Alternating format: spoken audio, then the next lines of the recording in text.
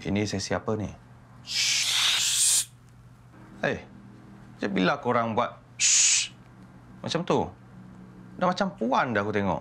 Ezhar, kita bukan sehari dua kenal tau. Dah berbulan. Tapi tak sangka pula dalam masa tu, Ezhar sanggup berkomplot dengan Puan. Komplot dengan puan? Jangan buat-buat bodoh. Kami sudah tahu apa yang kamu dah buat.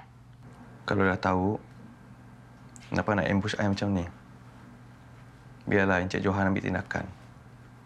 Korang nak apa lagi dari I? Ezhar, kita nak fahamkan je. Kau nak apa sebenarnya ni? Tak apa, Mr. Eric. Biar dia. Kita dah tahu apa niat dia. Bahagia tu kan kerja dia saja. Semua dia punya, bang. Dia saja yang bekerja. Sabar. Tak nak. Kau menanya lah. Saya tak kisahlah. Kamu nak sakitkan hati saya? Saya ni? Sabar. Ataupun hati Mr. Eric kah? Hati Koko kah?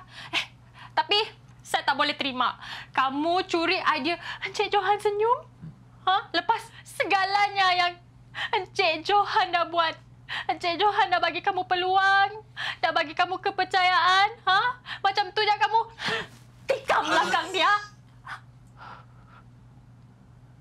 Apa? Tak pandai cakap sudah? Saya bagi kamu peluang untuk bercakap ni. Jawab.